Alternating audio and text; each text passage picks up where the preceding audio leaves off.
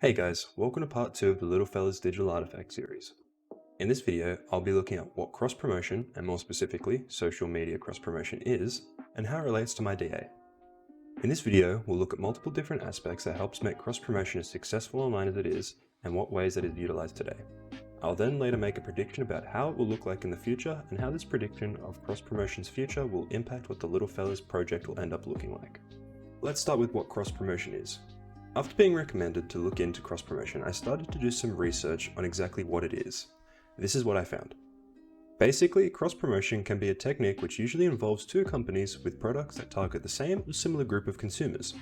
For example, the ads that appear on mobile games that promote a different mobile game by a different company. You could also look at McDonald's and their Happy Meal toy. This is often based off recent kids' movies. The creator of the movie goes to McDonald's to make a deal to put their toy into the Happy Meal. That way, they get promoted and McDonald's makes more money by having relevant new toys.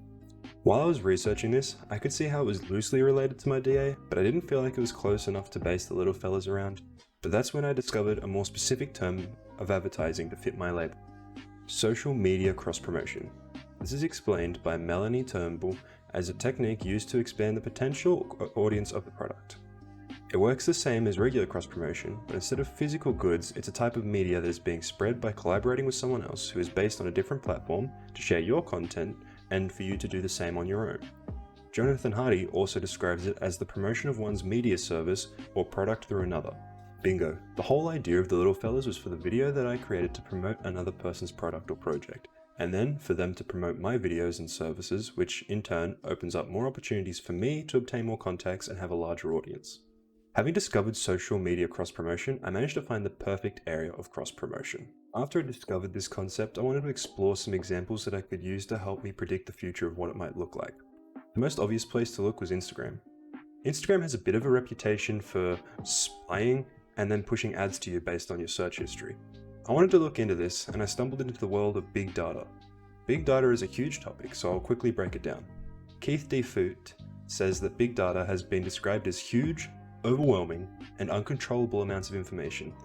He then talks about how in 1663, John Grant was dealing with an overwhelming amount of information, so he used statistics to break it down and became the first person to use statistical data analysis. Obviously, it has become a lot easier for us to process large amounts of data now than it would have been in 1663, so now with this new age of technology, companies are now either collecting or buying potential customer data and using that data that has been collected to push its products that are relevant to the customer or what that accumulated data believes that is relevant. This leaves us with metadata. Metadata is the data that big data is trying to analyze. Try saying that 3 times fast. We can find some context of this in Google. Have you ever daydreamed about how good you would look in a Burberry jacket and then decide to search up how much it would set you back? And now whenever you go onto Google you get ads for Burberry? That's because your search history is part of your metadata, and that data is saved and then systematically analyzed from Google's big data. Whatever you search leaves digital footprints, and this can be collected and used how big companies see fit. Well, within legal reasons, of course. One of the big things that Google uses this data for is to push products that they think are relevant to you based off what you are searching. But how does this link back to Instagram? Well, in 2012, Facebook bought Instagram, and Facebook was also notorious for collecting huge amounts of data from their users. So when you sign up and link your Instagram account to Facebook, they can then share the data they collect from what you search, watch, and talk about on Facebook to push you more relevant ads on Instagram. Also, if you go into Instagram's Privacy and Safety Center information page, you can see all the areas they can collect your data from. This can be your metadata from network connections, identifiers, and most importantly, your cookie data. This is a prime example of what social media cross-promotion can achieve. But how does this link to the little fellas? Well, presently I have zero control over this aspect. However, my project would still be able to utilize this use of data through a little thing I like to call the YouTube Recommended tab. YouTube states suggested videos or recommendations on the watch page that viewers may be interested in watching next.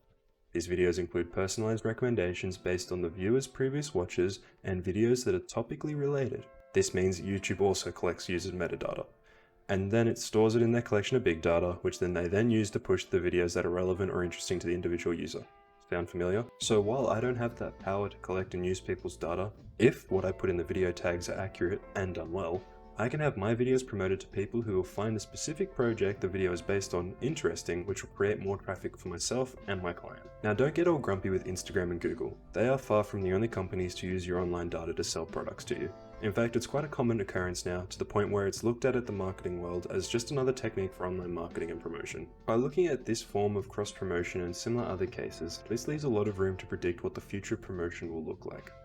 In my opinion, with the development of technology and the introduction of using people's own online metadata and then sorting it through big data, I think that promotion and advertising will be so personalized that companies will be able to push products that you're going to need in the future based off what you're doing at the time. They'll be able to do what I am doing now and take the information that they see in the present from your metadata and use their sources of big data and make predictions on what you are going to need in the near, middle, and distant future. For example, you've booked a flight to a tropical island without looking at the weather. Turns out that it'll be raining the whole time you're there. You may not know the weather, but a program or algorithm knows, and it'll start promoting umbrellas to you. This sort of technology will become a reality in my opinion, and I think it can happen in the next 5 to 10 years with the rate that online shopping has grown in the last decade. Also, when I think about common advertising today, I think of TV ads. They are boring and a lot of the times irrelevant to what I'm interested in. However, smart TVs are becoming more and more popular, and what can you connect to your smart TV? The internet, and your Google account. I think in around 15 years we'll receive personal advertisements on our TV programs. Once a program goes to an ad break, your metadata will be retrieved from the big stores of big data and then used to push custom ads to you through your TV. Despite my research and my networking, unfortunately the little fellas will not be able to achieve the same possibilities as what the future of promotion and cross-promotion will.